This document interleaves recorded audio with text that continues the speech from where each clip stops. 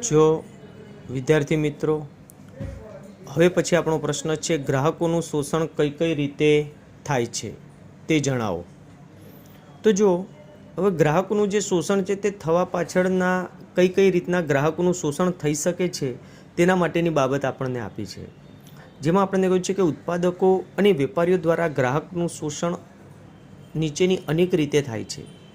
જેમાં આપણને પહેલી બાબત આપી છે ઓછું તોલમાપ, બીજું કહે છે હલકી ગુણવત્તાવાળો માલ કે સેવા, વધુ કિંમત, ચોથું છે આરોગ્ય અને હાનિકારક વસ્તુઓ, 5 વેચાણ પછીની અસંતોષકારક સેવાઓ, છઠ્ઠું છે નિર્ધારિત શરતો મુજબ વેચાણ નહીં, અને 7મું કહે છે કે સેવા ક્ષેત્રે ઉણપ, 8મું ગ્રાહક સાથે દુર્વ્યવહાર અને અનાવશ્યક શરતો. જો આપણે કહ્યું છે કે ગ્રાહક સાથે દુર્વ્યવહાર થાય છે, એના પાછળ પણ ઘણા બધા કારણો છે, બરાબર. અને અનાવશ્યક શરતો કે જે શરતો ગ્રાહક માટે બંધન કરતા નથી, તેવી જે શરતો કહેવાય તે શરતો એના માટે લાગુ હોય છે. પછી કહે છે પસંદગીમાં છેતરામણી, આપણે જ્યારે કોઈ પણ વસ્તુની પસંદગી કરીએ છીએ ત્યારે પણ આપણી સાથે છેતરામણી થવાની શક્યતાઓ છે. 10મું છે જાનનું જોખમ ભરેલા ઉપકરણો, આપણને ખબર છે કે ઘણા બધા ઉપકરણો એવા આવે છે કે જે આપણા જીવના જોખમ સાથે સંકળાયેલ હોય છે, બરાબર. અને 11મું છે કૃત્રિમ અછત. કૃત્રિમ અછત એટલે કેવી, જે માનવ સર્જિત અછત છે, બરાબર, કે જે અછત માનવી દ્વારા કૃત્રિમ રીતે ઊભી કરવામાં આવેલી છે. હવે જુઓ તો ગ્રાહકોનું શોષણ માટેના જે કારણો છે તે કારણોમાં પહેલું આપણને કહ્યું છે કે ગ્રાહક પોતે જવાબદાર. ગ્રાહકોનું શોષણ થાય છે એના માટે સૌથી પહેલી જે પરિસ્થિતિ છે તો તેમાં આપણને કહ્યું છે કે ગ્રાહક પોતે જવાબદાર છે. એની અજ્ઞાનતા, જાગૃતિનો અભાવ, નિરક્ષરતા, સંગઠિત થઈને વિરોધ પ્રદર્શિત કરવાની વૃત્તિનો અભાવ. સંગઠિત થઈને વિરોધ પ્રદર્શિત કરવાની વૃત્તિ એટલે કેવું કે ભાઈ મને નુકસાન ગયું છે, 5 રૂપિયાનું નુકસાન જાય છે, બરાબર, અથવા 5 રૂપિયાનું આપણું શોષણ થાય છે, તો હું શા માટે થઈને કે કોર્ટ કચેરીના ધક્કા ખાઉં, કે આ કામ કરું તે કામ કરું, એના માટે થઈને એ લોકો શું કરે છે કે એ પોતે જ પોતાની જે કહેવાય છે કે પોતે જવાબદાર છે એ માટેની પરિસ્થિતિ ઊભી કરે છે.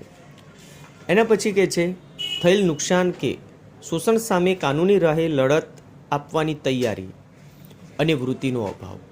જે આપણને નુકસાન થયું છે એના માટે આપણે કાનૂનનો સહારો એટલે કે કોર્ટ કચેરીમાં જવાની જે તે બાબત છે તે એ ન જવા માટે થઈને એ આપણે શું કરીએ છીએ કે તૈયારી આપણે બતાવતા નથી. અને તે સંબંધી યોગ્ય જાણકારીના અભાવે વેપારીઓ, ઉત્પાદકો, યોજકો દ્વારા ગ્રાહકોની વિવિધ પ્રકારે શોષણ કરીને તેમનો ગેરલાભ ઉઠાવવામાં આવી રહ્યો છે.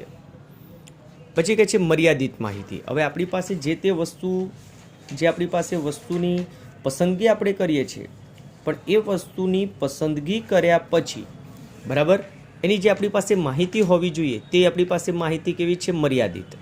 તો મૂડીવાદી અર્થતંત્રમાં ઉપભોક્તાવાદી વિચારસરણી ધરાવતા નિર્માતા અને વિક્રેતા કોઈપણ ચીજવસ્તુ કે સેવા ગમે તેટલા જથ્થામાં ઉત્પાદન અને વેચાણ કરવા માટે સ્વતંત્ર છે. જો શું કહ્યું છે આપણને કે આપણું જે મૂડીવાદી અર્થતંત્ર છે તે અર્થતંત્રમાં ઉપભોક્તાવાદી વિચારસરણી, ઉપભોક્તા એટલે થાય ગ્રાહક, એટલે કે ગ્રાહકવાદી જે વિચારસરણી ધરાવતા જે નિર્માતાઓ અને વિક્રેતાઓ છે તે કોઈપણ ચીજવસ્તુ કે સેવા ગમે તેટલા જથ્થામાં ઉત્પાદન અને વેચાણ કરવા માટે સ્વતંત્ર છે. જે વેપારીઓ છે, બરાબર, તે વસ્તુને શું કરે છે, પોતે જેટલા પ્રમાણમાં ઉત્પાદિત કરવી હોય એટલા પ્રમાણમાં તેઓ એને ઉત્પાદિત કરી શકે છે.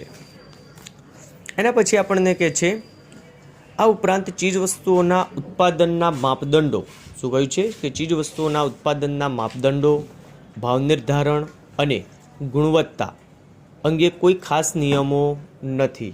ગુણવત્તા માટે થઈને અને ભાવ નિર્ધારણ માટે કહેવાય છે કે કોઈ ખાસ નિયમોની રચના થયેલી નથી.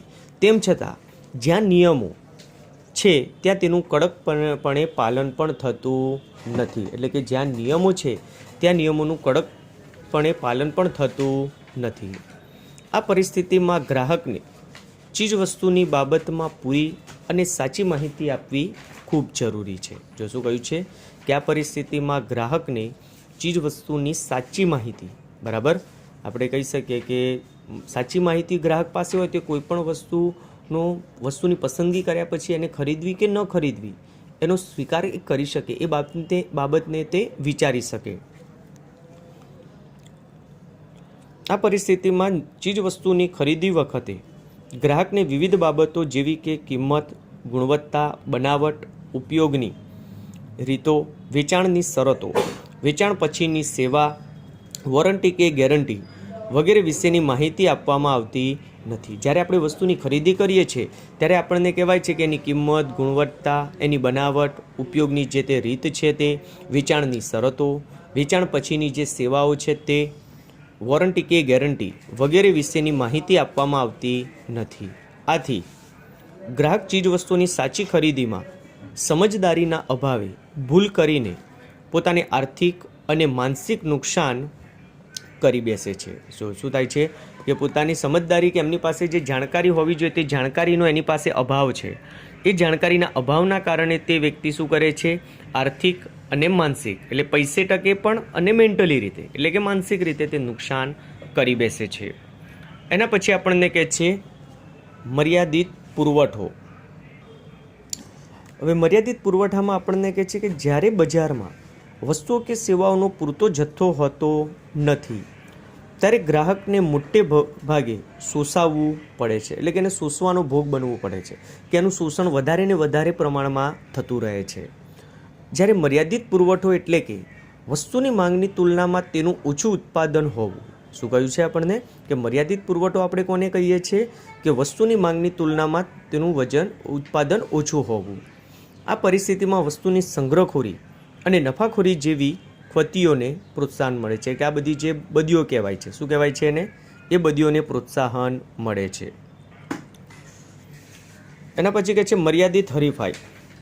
જ્યારે કોઈ એક જ ઉત્પાદક કે ઉત્પાદક સમૂહ કોઈ વસ્તુના ઉત્પાદન અને વહેંચણીમાં એકાધિકાર એટલે કે ઇજારો ધરાવતો હોય ત્યારે વસ્તુની કિંમત, ગુણવત્તા, બનાવટ, વસ્તુની પ્રાપ્તિ વગેરે સાથે ચેડા થવાની સંભાવના વધી જાય છે. જો મિત્રોએ ધ્યાનમાં રાખવાનું છે કે જ્યારે કોઈ પણ ચીજ વસ્તુમાં એક જ ઉત્પાદક કે એક જ ઉત્પાદક સમૂહ એ વસ્તુનું ઉત્પાદન કરતો હોય અથવા વહેંચણીમાં એકાધિકાર એટલે કે ઇજારો ધરાવતો હોય ત્યારે વસ્તુની કિંમત, ગુણવત્તા, બનાવટ, વસ્તુની પ્રાપ્તિ વગેરે સાથે ચેડા થવાની સંભાવના પણ વધી જાય છે. આ સંજોગોમાં વસ્તુઓની કિંમતો, ગુણવત્તા, તેની સેવાઓ અને પ્રાપ્તિનો સમય વગેરે બાબતોમાં ગ્રાહકને શોષાવવું પડે છે કે આ વસ્તુની જે કિંમત છે, એની ગુણવત્તા, એની જે સેવાઓ છે, એ સેવાઓની પ્રાપ્તિનો જે સમય, દરેક બાબતની અંદર ગ્રાહકનું શોષણ થાય છે જે અનિવાર્યપણે બની ગયું છે, જે વધારે ને વધારે પ્રમાણમાં થતું રહે છે.